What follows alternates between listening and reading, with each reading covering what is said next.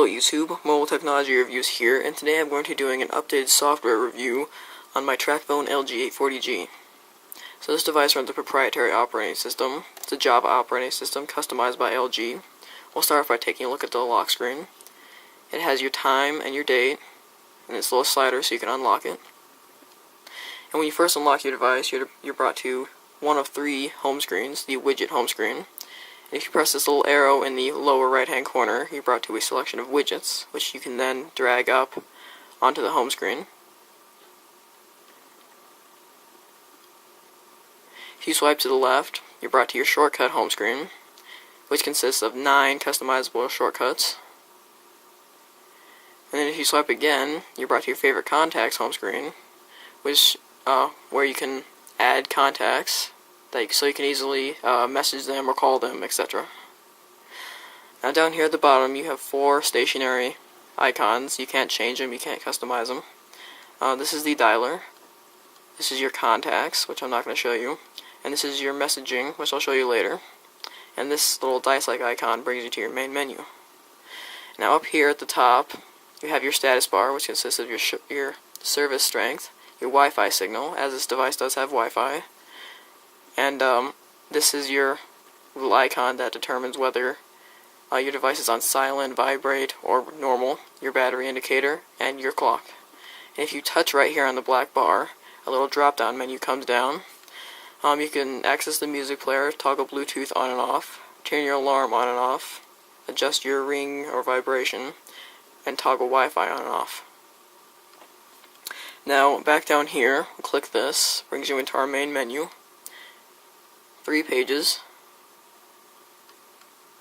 Right here we have prepaid, which is just basic your basic airtime info. Right here we have contacts, messaging. I'll go ahead and show you guys the full QWERTY keyboard. So here it is. As this display does not support multi-touch, this is not a multi-touch keyboard, but it is still a good keyboard. Easy to type on. It is only available, the full QWERTY keyboard is only available in landscape mode, unfortunately.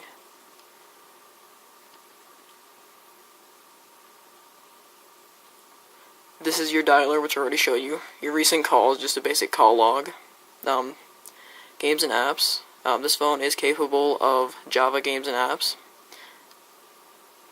Now all of these are games that I have installed, except for Uno and Asphalt 4. Those games come preloaded. This is your calendar. It's just a basic calendar, shows month view, and you can add appointments.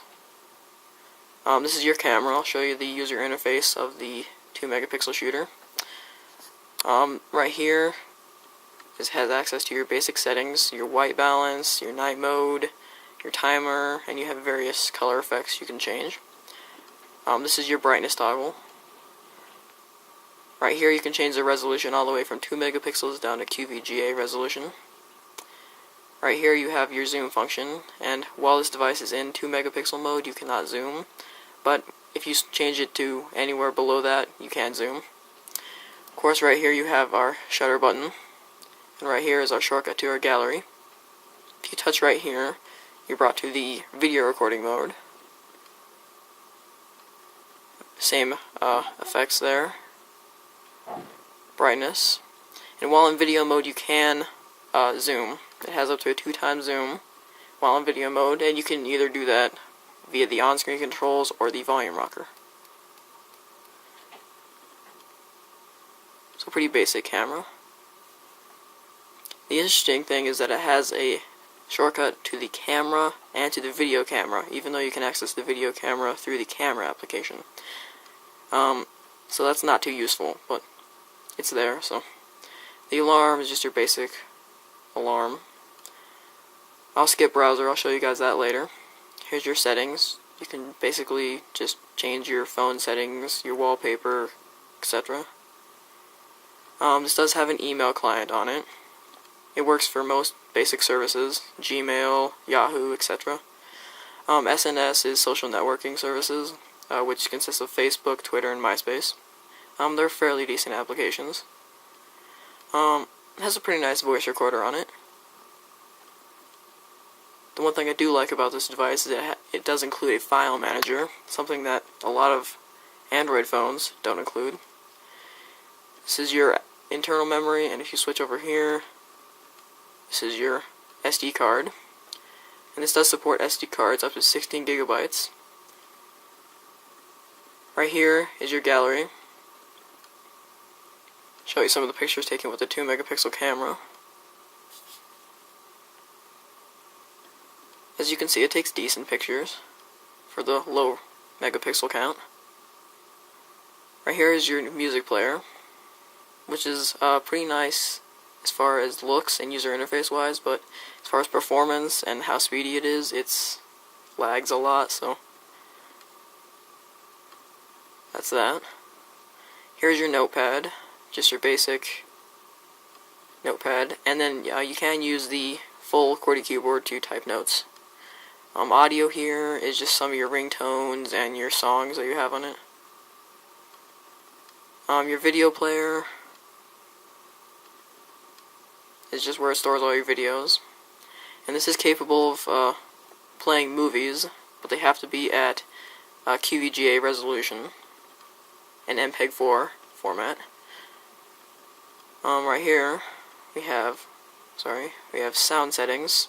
Just allows you to change your ringtone, your message tone, etc.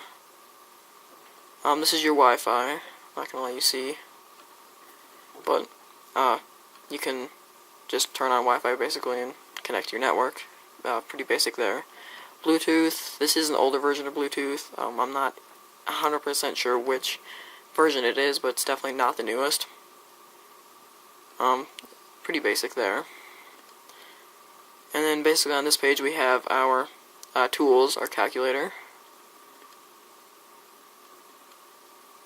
our task manager, stopwatch,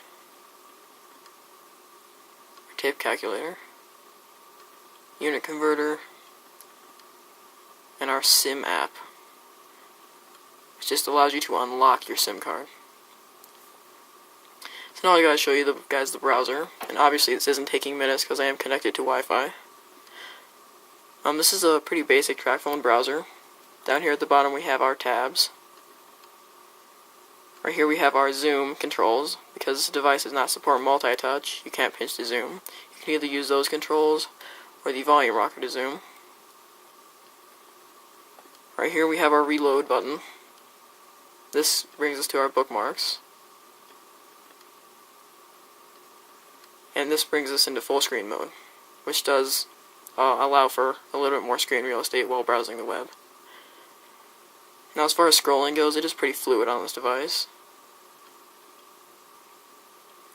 I'll open up a somewhat demanding website here, YouTube. Now this device does play YouTube videos, but they are very small and not very high resolution. So if you're looking at this to watch a lot of YouTube videos, it's not very good. So here's YouTube. As you can see, it loaded fairly fast. Scrolling is fluid. Up here in your top right hand corner you have settings menu. You can browse the web in landscape mode.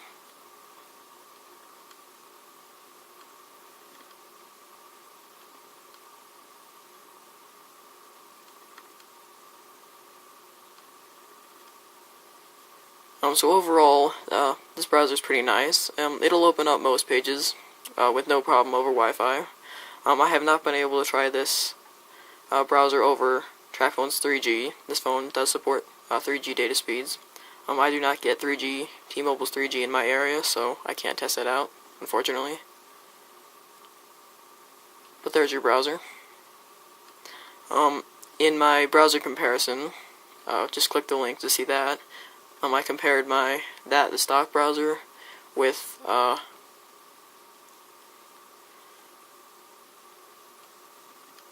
Opera Mini and UC Browser, which are two third-party browsers that I downloaded. So be sure to check that video out.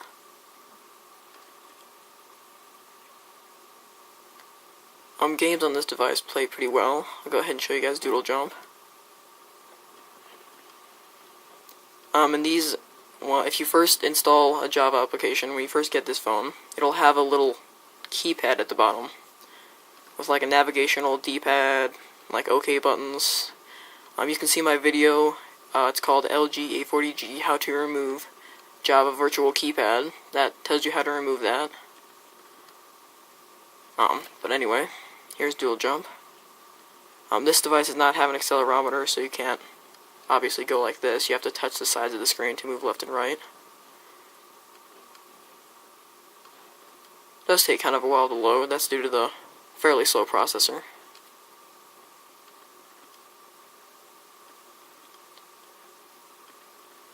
As you can see, it plays pretty much effortlessly without any stutters. Except for that I suck at it.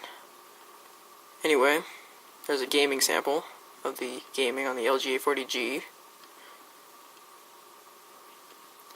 I do have some applications such as Facebook, Google Maps, and my browsers on here. I also have a weather application, and eBuddy, which is a instant messenger application. As you can see, it is pretty fluid. Just scrolling through the home screens here, I'm going pretty fast. Not much lag in the user interface overall. Pretty smooth.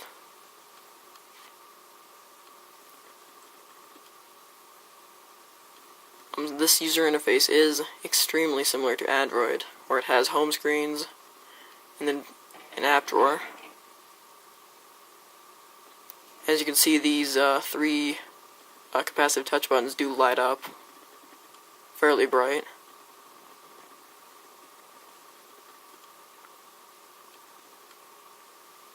And as you can probably tell, it is a little bit pixelated due to the low resolution of this display. So that's about it for my updated software review of my TracFone LG A40G. Be sure to check out my hardware review, and thank you all for watching. Catch you next time. See ya.